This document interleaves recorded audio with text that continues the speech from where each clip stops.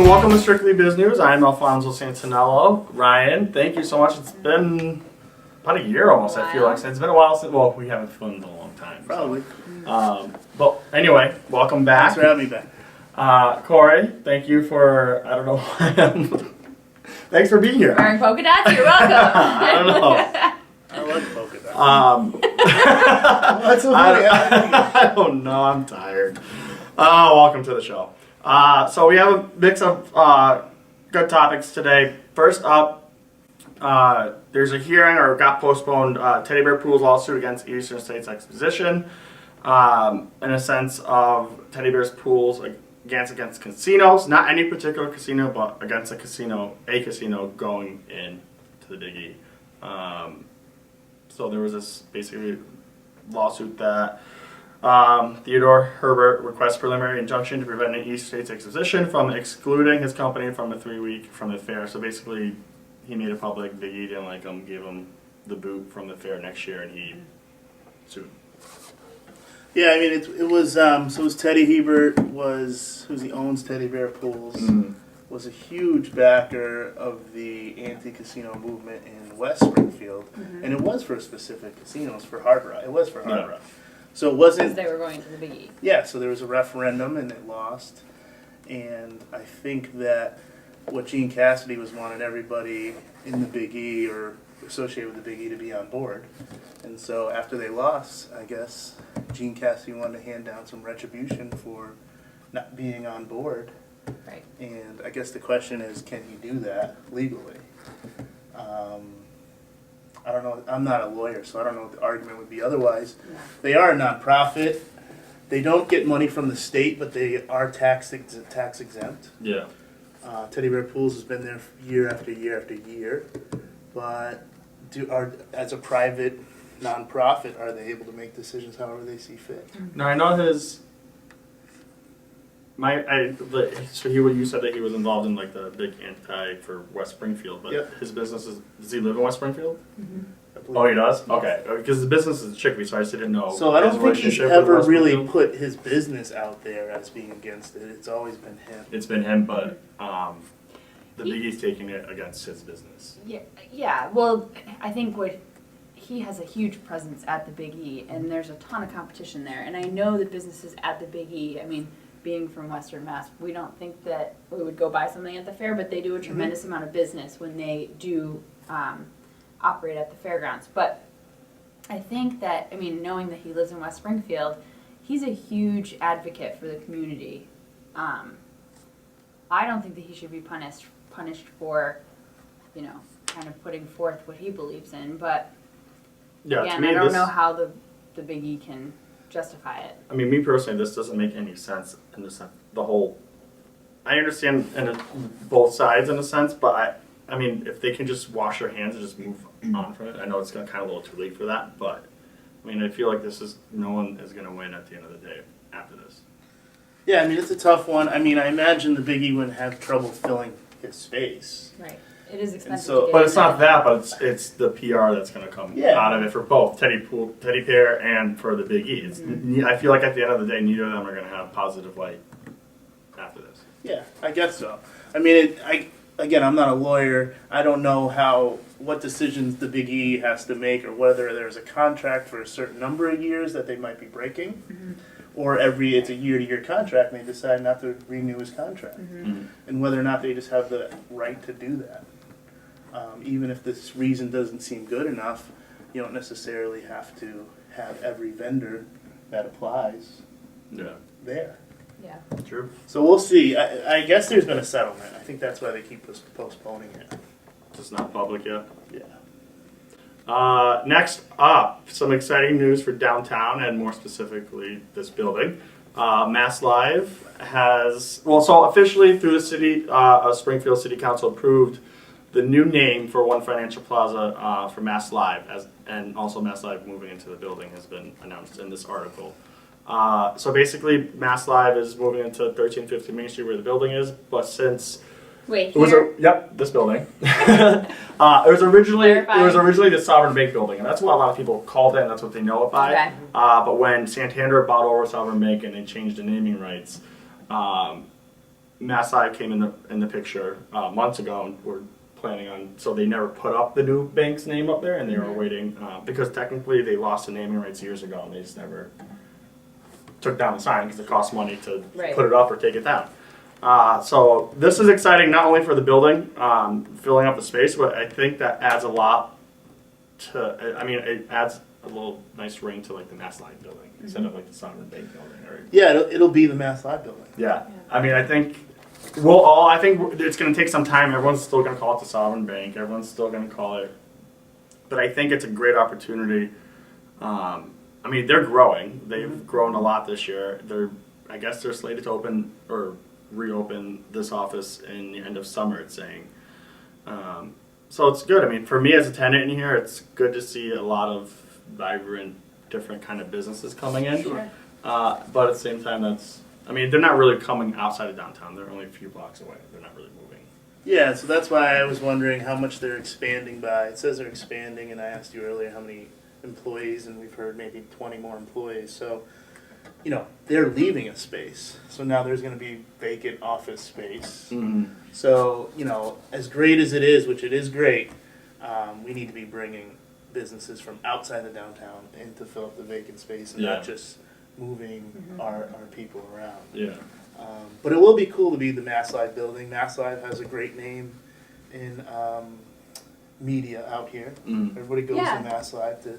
I mean, to and I get think their that will names. actually bring businesses in too. I think the more developed Springfield is with good reputable companies, it will bring in other companies to settle in. Yeah, and that's the hope. And you know, I mean, we need to start, you know, having what they call like, you know, sectors or having, you know, so if we're known to have a cluster, you know what I mean, a cluster of new businesses is great. But directly across Court Square, we have that 1331 Elm building that's been vacant for a long, long time. And so though there's office space upstairs, it'd be great to activate new office space. Well, I mean, if they're moving out of their location and into this building, and this building, I'm 90% sure the square footage is more here than it is in their building. They're probably more likely to either divvy up the space that MassLive used, or another smaller business could move in at a cheaper rate for downtown. That's the hope. Yeah. The hope. Yeah. And I think it's one of Herbie Flores' buildings over by where Channel 57 is. Yeah. So it's right next door to it. So it's exciting. I mean, I don't know. We'll see what the place looks like. Maybe we can get one of them to let Businews in for a tour or something. I don't know. I know some people over there. See what we can do. Yeah, we'll see. Paul will look it up. Just shut up. So next up, there is an article so basically there's this, I don't know if it's an app or if it's like a software. It's called Aereo. It's a startup that uses tiny antennas to capture broadcast airwaves and stream signals to users who pay about $8 a month. So basically, you're streaming free TV, basically through Wi-Fi servers, and networks like Fox, ABC, NBC, CBS are getting pissed because they outsource to Comcast, to Dish, to Direct. That's how they make money. Right. So if people are watching their programs for free, right now there's a big lawsuit going on and saying this could change television. And it's not that you can just access real-time TV for free, because you can, obviously, if you just get an antenna, right? Yeah. So I think they say like 10% of like our grandparents still have like Yeah. the antenna. Remember they had the switch, so you can do it for free. What the problem is that you can like DVR it or record it or you know, watch it later for free, and that's what they're concerned about. The first thing I thought about was radio, right? So like, once they made tape recorders and I could record songs on the radio for free, which we all did when we were kids, right? Oh, yeah. Mixtape. Make a little mixtape for our little dance party in somebody's cellar. You know, there wasn't, you know, it's hard to try to distinguish what should be free and what shouldn't. Well, that's what they're saying in the article, is that they're pretty much VCR. looking at what that law is and how it's changing, because technology changes so quick that, Right. you know, 2 years ago this wasn't even, I mean, obviously it wasn't around to start up, but anything of this capacity wasn't around. And I guess there is some precedent in the entertainment industry did sue Sony when they came out with the VCR. Yeah. Because they were worried about them recording TV shows, and the Right. Supreme Court threw it out, or they never heard it. So I think Aereo has a good case if they say, well, look at what you guys did when it came to the VCR. I mean, regardless, he's getting a shit ton of exposure. I mean, right now you pay for a DVR service. You have to pay for that in Yeah. order to actually be able to do that. Mm-hmm. You can't take out the VCR anymore and put it on a VHS tape. You could. Well, You could. You could. But you have a you VHS won't player have, laying around. Yeah, by the time you watch it and play, it'll all Giant be viewers. online anyway. Do you? Yeah. Because I was looking for it the other And day. to take one of your favorite shows. Next up, so basically there's a protest in West Springfield and Springfield on Wells Fargo. More than a dozen people gathered outside of a home in Springfield's Pine Point to protest foreclosure policies of one of the largest banks. They do have a couple of branches around here. Members of the Springfield No One Leaves Bank Tenant Association held signs outside of out of a home on Milton Street. I don't want to say the name. Just for the amount of foreclosures that have been going on in the area, and I guess probably a lot of it has to do with Wells Fargo or is directed from them.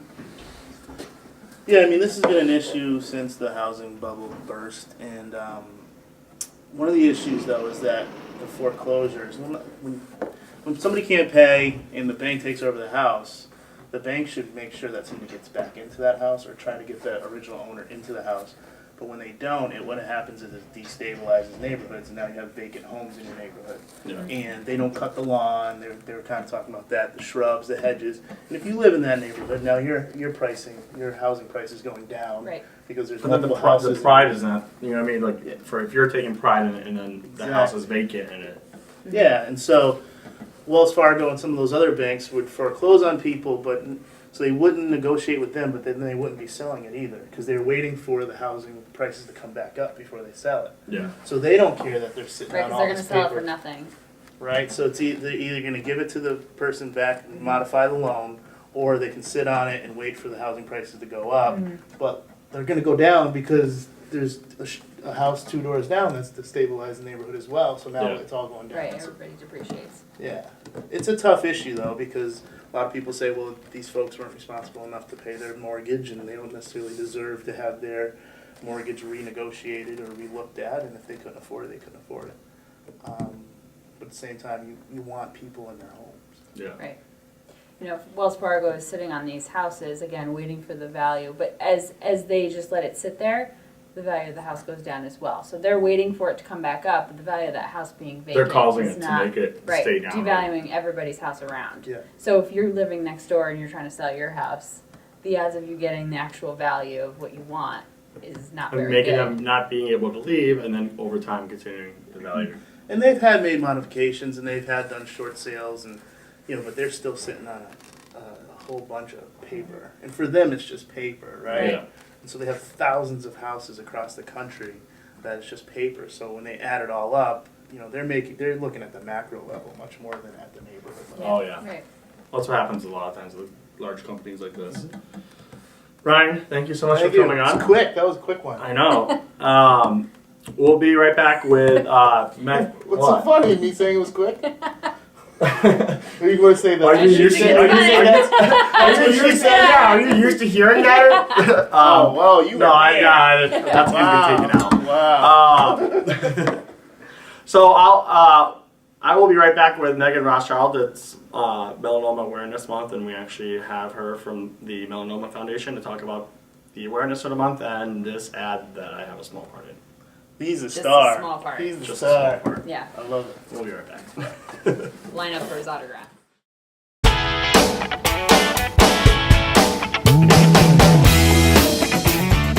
And welcome back. I'm here with Meghan Rothschild of Chick Media and also the Melanoma Foundation. Yep. You are a board member, correct? I'm actually a spokesperson. I used to be a board member. I was Okay. a board member for about 7 years, so now I'm officially a spokesperson for the organization. So how did you get involved with the Melanoma Foundation? I was diagnosed with melanoma actually at the age of 20, 10 years ago, and I, was kind of going through the healing process and started sharing my story locally. And I actually just one day Googled like melanoma awareness organizations because I thought I could get involved with one. and I stumbled upon the Melanoma Foundation and emailed the board or the executive director and just said, you know, is there any opportunities for me?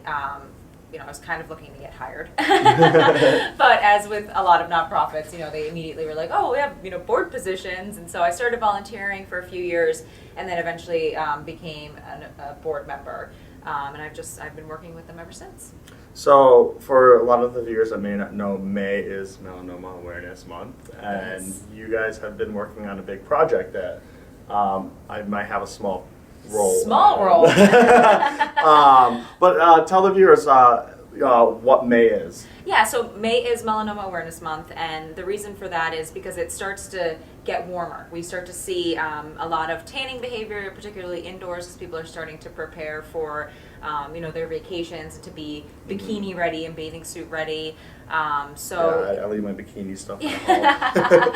yeah, so people start, you know, they start working out heavily, they start tanning, and then obviously come Memorial Day, fingers crossed, it's usually warm enough that people can actually be outside and, you know, enjoying the outdoors. So it's Melanoma Awareness Month. There's a lot of awareness efforts by a lot of different organizations, you know, to, again, try to raise awareness, try to raise funds for the cause. So we've been working for the last year, actually, on a PSA that we're going to be doing, that we've launched, and it's called The Annoying Mole. And you may or may not have been one of the star characters of the PSA. I'll let you guys guess which one I... Yeah. And so this is really, the foundation has done a variety of really serious videos that are all kind of focused about survivors and people sharing their stories. And this video, what I really wanted to do with it was make it funny. Not that melanoma's funny, not that skin cancer's funny, but do something a little bit racy that caught people's attention and, you know, got them interested, like what's going on the TV right now, or what's going on the radio, or what's happening in this ad. So it's cross-platform. We have radio, TV, and print, and it's just really trying to get people to pay attention, particularly to pay attention to their skin is the ultimate goal. And you had Dave from Epic Filmmakers, and hopefully we can get a clip to show a quick few seconds here. Good morning.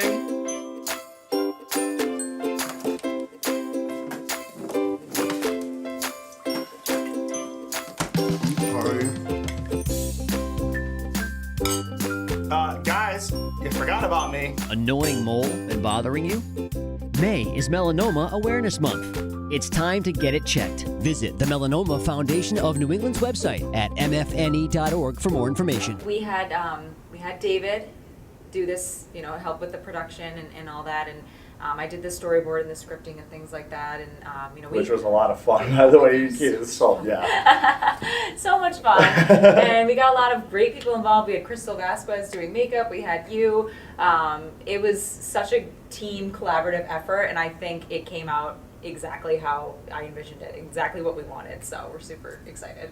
So for the viewers that may want to get involved or find out where they can get more information for Melanoma Awareness Month, where can they get more information? They can go to the Melanoma Foundation's website, which is mfne.org. Trying to make it easy. And there's going to be, you know, there's all sorts of information, tips, facts, how to check your skin, dermatologists that you could call, what to look for melanoma. So there's all the information you would need is located at mfne.org. Great. Megan, thank you so much for coming on. And be sure to get information on the website and go out and support the awareness and check out the commercial and share it on YouTube and Yes, share it with everyone. Yeah. And we'll be right back.